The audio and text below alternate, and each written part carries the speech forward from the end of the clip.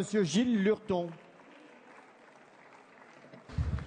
Oui, merci Monsieur le Président. Ma question s'adresse à Monsieur le Ministre de l'Éducation nationale. Mon collègue Marc Laffineur vient de vous interroger en partie sur les rythmes scolaires et je souhaite revenir plus précisément sur les conséquences de vos décisions pour les communes qui ont en charge les écoles maternelles et primaires ainsi que l'ensemble des activités périscolaires.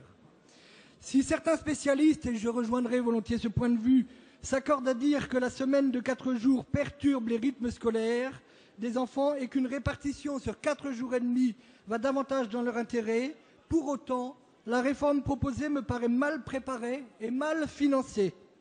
Elle crée actuellement une véritable inquiétude chez les parents d'élèves et chez les enseignants, dans l'enseignement public comme dans l'enseignement privé.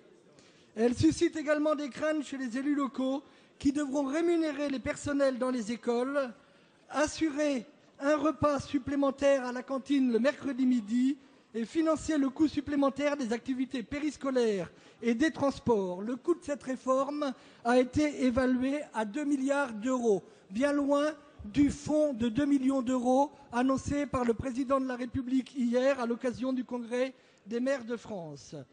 J'ajoute que le président de la République a aussi renoncé à son application dès la rentrée 2013, comme vous l'envisagiez, Monsieur le Ministre, puisqu'il a annoncé un étalement sur 2 ans.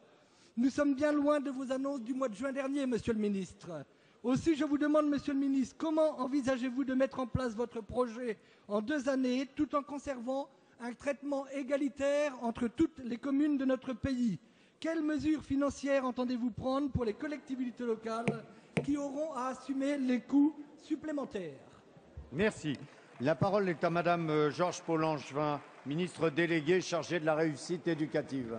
Monsieur le Président, Mesdames et Messieurs les députés, Monsieur le député, vous interrogez le gouvernement et notamment Vincent Peillon, ministre de l'Éducation, sur la réforme des rites éducatifs. Je vous signale que Vincent Peillon est actuellement devant le Congrès des maires où effectivement il tient une discussion à propos de ce sujet. Il faut que nous revenions au principe. Pourquoi il faut faire cette réforme? Tous les spécialistes de l'éducation sont unanimes. L'intérêt des enfants est de ne pas concentrer les apprentissages sur 4 jours, mais on est obligé de rajouter une demi-journée de manière à ce que les journées des enfants soient mieux équilibrées et qu'ils soient plus en mesure de recevoir les instructions qu'on leur donne. Par conséquent, effectivement, il y aura des conséquences. Il y a des difficultés pratiques sur lesquelles vous nous avez interrogés. Mais il n'en reste pas moins que nous sommes tous convaincus que c'est l'intérêt des enfants. Par conséquent, il faut que nous allions de l'avant.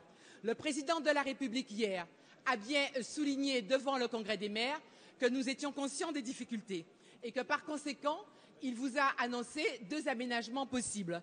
D'une part, la réforme s'appliquera à la rentrée 2013, mais les maires qui ne seront pas en mesure à cette rentrée de faire le nécessaire pourront la reporter sur l'année suivante. Donc je crois que déjà il a répondu à beaucoup d'inquiétudes des maires. Par ailleurs, il a indiqué qu'un fonds de 250 millions d'euros serait créé pour venir en aide aux communes qui allaient rencontrer des difficultés financières dans l'application de la réforme et je pense tout particulièrement évidemment aux petites communes, notamment rurales. Donc nous devons nous dire que cette réforme est utile pour les enfants, nous devons la faire et je crois qu'aujourd'hui, la République et le gouvernement font les efforts pour avancer. Il faut que tous ensemble, nous fassions ce qu'il faut dans l'intérêt de nos enfants. Merci. La parole